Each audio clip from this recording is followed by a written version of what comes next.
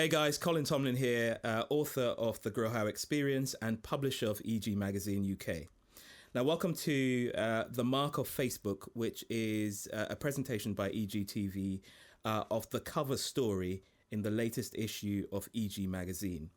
And we're really going to be talking about the story of Mark Zuckerberg, the Facebook founder, and how he did what he did. So we're going to go through a brief history of Facebook, some of the numbers involved in Facebook, so the users, the valuation, and then we're going to cover two things specifically. We're going to talk about the Facebook success factors. What are the 7 things that makes Facebook as successful as it is? And then we're going to talk about Mark's top 3 mentors. Who are the people who he emulates? Who are the people who guides him? And who are the people who help to make Facebook the phenomenal success that it is? Now, in October 2003, Mark Zuckerberg and some of his Harvard colleagues, Andrew McCullum, Chris Hughes, and Dustin Moskovitz, released this thing called FaceMash. It was really their way of injecting a little bit of joyous humor on one of the world's elite universities. And they wanted to simply allow people to compare pictures of 2 students side by side and vote who was hot or not. Now, to create the site, they used images from Harvard servers. And not surprisingly, Harvard executives didn't react kindly to this and moved swiftly to quash the new venture. Now, by the beginning of 2004, Mark had begun building a new site called thefacebook.com. And he did this amid accusations from his partners that he had misled them into thinking that they were building a new site for their new venture. And of course, you may realize, or you may be aware, that this became the subject of a subsequent lawsuit and film. Now, undaunted by his new venture, he was aware that it was showing potential, and the PayPal co-founder called Peter Thiel invested $500,000, which back then was a lot of money for Mark. And by the end of the year, Facebook had 1 million active users. And, you know, it grew at such a phenomenal and exponential rate that 8 years later, Facebook had connected 1 billion users, and of course had become the subject of an initial public offering now valued at $100 million. Now, today Mark is the founder, chairman and CEO, and he's morphed from being simply a computer geek with a great idea for the future into a celebrated global entrepreneur credited with connecting a sizable portion of the globe. How exactly did he do this? To find out, we're going to talk about Facebook's success factors. We're going to talk about the 7 things that they did, himself and his team, in order to make Facebook such a huge success. And then after that, we're going to talk about his top 3 mentors, the guys who helped to guide him and helped to steer him in the right direction. So let's explore the success factors. The first success factor was be brave. And this is where they exuded their passion, or they had a passion for connecting people. Now, Facebook was built with a social mission in mind, and it was simply to make the world more open and connected.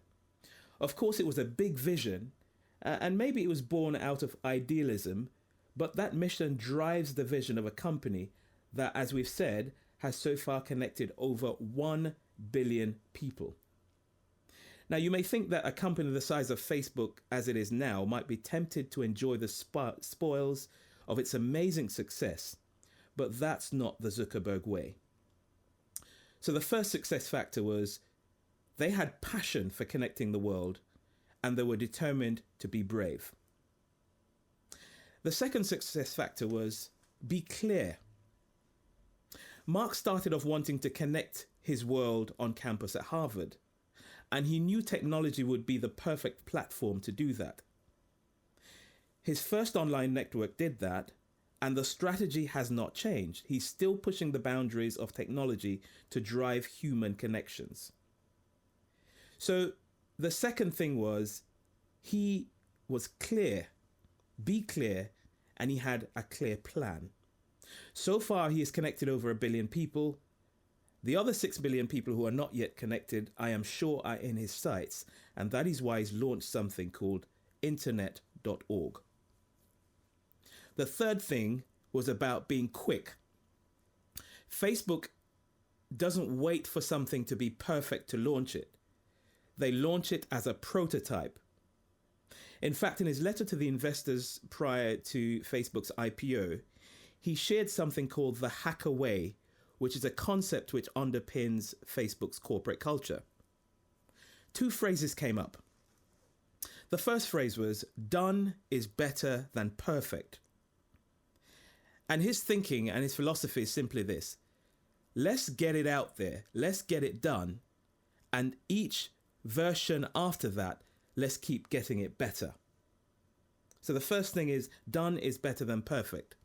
The second phrase which he mentioned in the hacker way was move fast and break things. The idea is if you wait until you're ready, then it's too late. And that skill came in very handy when Google Plus tried to take Facebook's social media top spot. So be quick and prototype. Don't wait until you're ready, because then it may well be too late. The fourth success factor is be in touch. It's all about people. You know, Facebook is neither about technology or tantalizing profits. They're about people, in fact, connecting people to be exact. And by understanding and serving this innate human desire, Facebook managed to walk through an open door and stole a march on its competitors. Many social media companies have come and gone, but Facebook remains, because it never forgot why it exists. It's all about connecting people. The fifth success factor is to be growing and exploring all the possibilities.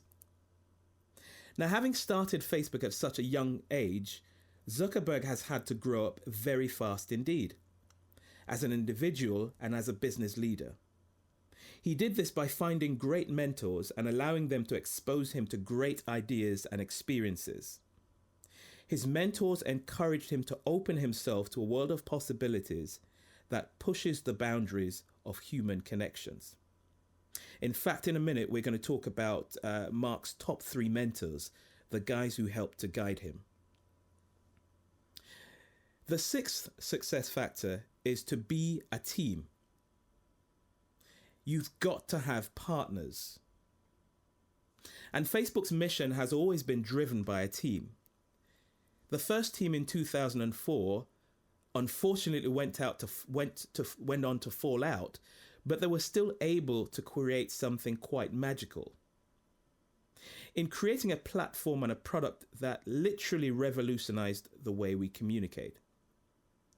As chairman and CEO, Mark has also created a new team that is capable of taking Facebook and our connections to another level. I personally can't wait to see what this new team does. And the last, but by no means least thing, number 7, is to be generous. And this is where they've built in philanthropy into the core of their business. On the birth of their daughter Maxima in November of last year, Mark and his wife Priscilla announced that they were giving away 99% of their wealth. There's been a lot of speculation about how they will do that. However, he has joined the giving pledge championed by Bill Gates and Warren Buffett and wants to make a sizable contribution to the planet. That sizable contribution currently stands at about $45 billion at current Facebook stock prices. Ready? One thing is for sure, he's already created a great legacy, and he is only 31 years old. So let's just finish off by talking about Mark's top 3 mentors. Who are the guys who helps to guide him to making Facebook such an incredible success? There are really 3 guys, and the first is a guy called Sean Parker. And you may remember that name as one of the PayPal co-founders, as well as one of the Napster co-founders. I mean, Sean is an all-round tech entrepreneur. Now, Sean and Mark met after he came across the Facebook on a computer screen at Stanford University. 5 months later, he was to become the first employee of Facebook and, of course, its first president. Now, one of the lessons that he shared with Mark was from his own personal experience. Now, after ceding too much control at Plaxo to investors, and Plaxo is one of the companies that Sean had founded, Sean advised Zuckerberg to build structures to maintain control and was instrumental in fundraising and hiring in the early days of Facebook. In fact, Sean is still very much involved in Facebook as one of the guys behind the scenes who advises Mark. The second was a guy called Don Graham, who's the former CEO of the Washington Post. And Dan and Mark's paths crossed in 2005 because Dan's daughter attended Harvard with Mark. And she went on to tell her dad about this thing called the Facebook. And subsequently, Don approached Mark to invest. Though that didn't eventually happen because they were trumped to the table by Axel Partners, who were the company suggested by Sean Parker, it is likely that Mark got a great deal of advice in becoming a visionary leader and running a big company, while Dan certainly benefited from his exposure to this social media phenomenon.